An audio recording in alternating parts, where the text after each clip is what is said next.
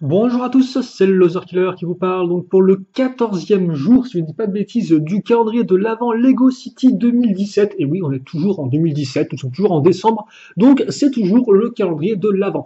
La case est ici, voilà, mais je vous rappelle qu'hier nous avons construit quoi? Eh bien, nous avons eu le droit à une petite figurine de garde-côte dans la neige, voilà, exactement, en ski. Donc malgré le côté un peu décalé de la figurine dans ce milieu, elle était quand même relativement chouette en termes d'imprimé et en termes de contenu. Voilà. Donc on va voir un peu bien ce qu'on aura aujourd'hui. Je suppose une petite construction, mais quelle est-elle? Eh bien ça, nous allons le voir maintenant avec juste deux petites pichenettes de doigts afin d'ouvrir la case. Voilà, incroyable.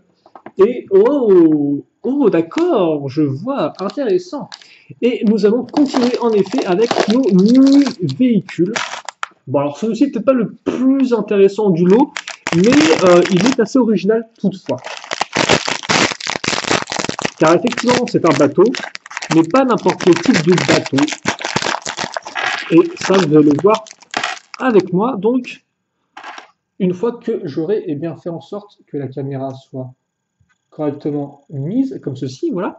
Et donc oui, nous allons commencer avec deux petites pièces un peu de forme de coque de carlingue, une fois 6. On les met l'une à côté de l'autre et forcément, on va assembler ça avec une 2x4 afin de tout maintenir en place. Voilà, donc nous avons notre coque de bateau qui est faite.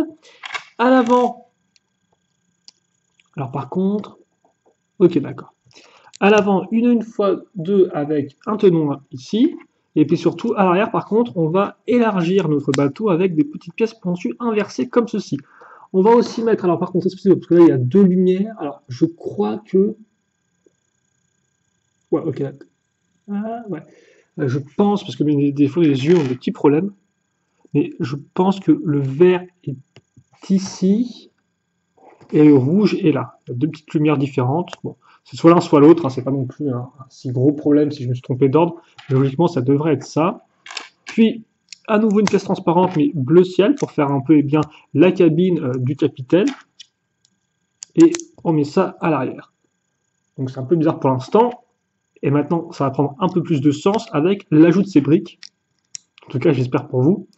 Qu'on va mettre ici. Et donc, effectivement, ces briques représentent les conteneurs sur un bateau, et bien justement, qui transporte des conteneurs. Alors, je n'ai pas le nom spécifique de ce type de navire, justement, voilà.